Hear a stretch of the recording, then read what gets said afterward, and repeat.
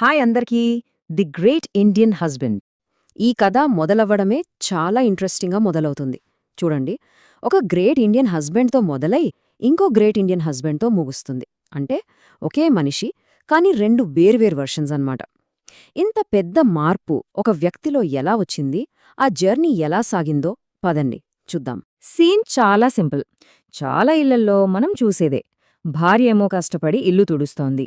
భర్తగారు ఏం చేశారంటే ఏమాత్రం పట్టించుకోకుండా తడి నేల మీద బూట్లతో నడుచుకుంటూ వెళ్ళి హాయిగా సోఫాలో సెటిలైపోయి టీవీ ఆన్ చేసుకున్నాడు. ఇంట్లో పనుల పట్ల అతని వైఖరి ఏంటో ఈ ఒక్క సీన్తోనే మనకు క్లియర్గా తెలిసిపోతోంది. అదే టైంలో అతని లోపల ఒక చిన్న ఫైట్ జరుగుతోంది. ఒకవైపు మంచి మనసు, పాపం తనొక్కతే కష్టపడుతోంది, హెల్ప్ చెయ్యి అంటుంది. మరోవైపు అతని బద్ధకం, అతని నెగటివ్ సైడ్, ఏమవసరం లేదు, కావాలంటే తనే పిలుస్తుందిలే, నువ్వు పాట చూడు అని వెనక్కి లాగుతుంది. ఇక ఇక్కడ్నుంచి అస్సలు సినిమా మొదలవుతుంది. బయోలో ఉన్న లింక్ మీద క్లిక్ చేసి ఫుల్ షార్ట్ స్టోరీ వినండి. మీ లైఫ్లో ఉన్న the great Indian husband beginning వర్షనా ఎండింగ్ వర్షనా కమెంట్ చేయండి.